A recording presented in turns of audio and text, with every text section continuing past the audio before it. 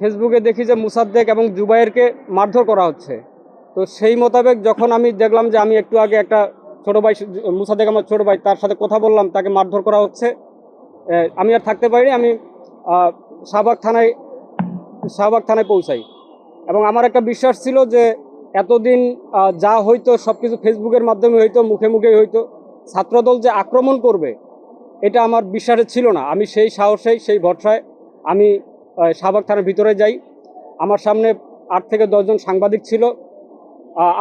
আমি পৌঁছানো মাত্রই আমার এক বন্ধু, বন্ধু সাজ্জাদ হোসেন রবিন, মহসিন হলের যুগ্ম আহ্বায়ক, ছাত্রদলের যুগ্ম আহ্বায়ক, আমাকে ইশারা দিয়ে দেখা দিচ্ছে একজনকে। তাই আমি তার সরাসরি যে হাতটা ধরে ফেললাম, যে কি বন্ধু তুই আমাকে কি দেখাই দেস?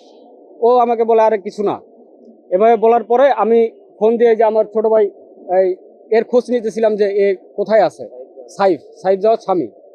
তো আমি ওকে ফোন দিয়ে ওকে রিচ করতে পারিনি, ফোনটা খালি রাখছি।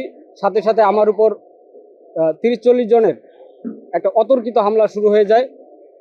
তো হামলার পরে আমাকে ডিউটি রুমে নিয়ে যাওয়া হয়। ডিউটি রুমে আমি গিয়ে দেখি যে এখানে জুবায়ের উপস্থিত আছে।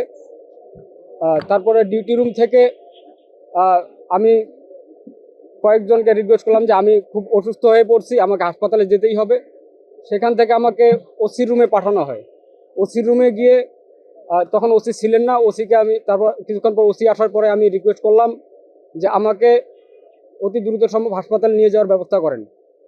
তো ওসি আমাকে নিজেরা সাহস করলেন না, পুলিশ দিয়ে বের করে দেওয়ার ওনাদের সাহস ছিল না। আমাকে ছাত্রদলের হাতে তুলে দিল যে একে পিছনের দরজা দিয়ে বের করে দাও। অথচ আমি সেখানে থানার ভিতরে ছিলাম, যেখানে সবচেয়ে সুরক্ষিত থাকার কথা।